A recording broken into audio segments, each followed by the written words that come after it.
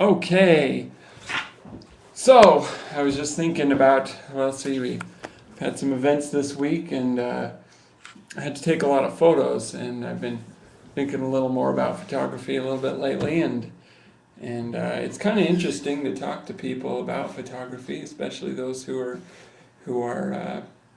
proficient at it and do it quite a bit. I heard recently, and I can't verify this because I don't have the reference. If I find it, I'll maybe link you to it or something. But I heard that how you always hear this debate about whether you should go digital or analog. I don't know if the analog is the term. Film. There we go. Digital or film photography, and people say, well, I prefer film because you have perfect resolution. There's no flaw to it at all.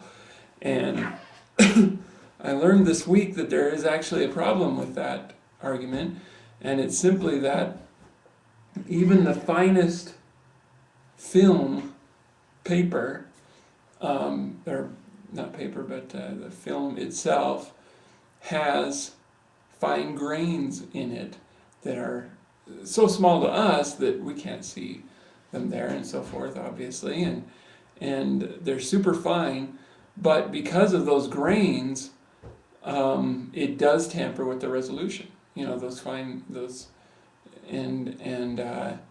Basically the information I heard, I think it was from Tips from the Top Floor, that podcast. If you listen to Tips from the Top Floor podcast with Chris Marquardt, I think is his name, and they said that the resolution of film photography, because of those fine grains in good film photography, is equivalent to about 12.5 megapixels.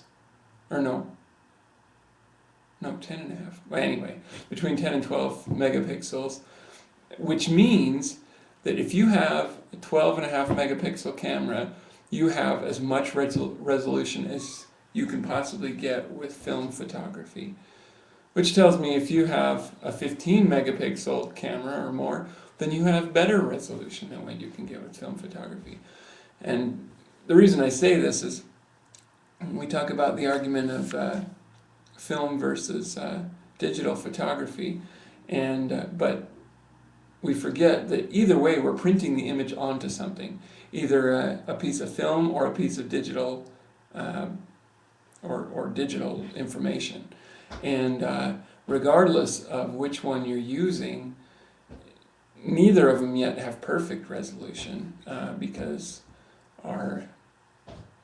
we can't put perfect resolution onto a three-dimensional surface, and all we have to work with is three-dimensional surfaces. And so now I'm kind of rambling a little bit, but I just thought that was worth mentioning. And another quick point, well, I've got about a minute left. People talk about how they don't like the idea of post-production or altering in Photoshop and so forth. But there's a number of ways to look at that. First off, you can't get a photograph that sees the image exactly as you see it. The human eye is too good at measuring contrast and all those things, and that it's impossible for a camera yet to capture exactly what you're seeing as you're seeing it. So just snapping a picture, I mean, we all have had the experience of taking a photo and looking at it and going, man, that's not what I thought it looked like, that's not what it looked like. Well, a big part of the photoshopping process is to get it back to how you saw it. And sometimes what you see is not necessarily what you're experiencing. When you look at a sunset, you're not just seeing the colors, you're seeing you're having this awesome experience out of it. And sometimes you have to touch up in Photoshop to get that feeling. Anyway, so I'm out of time, so signing off.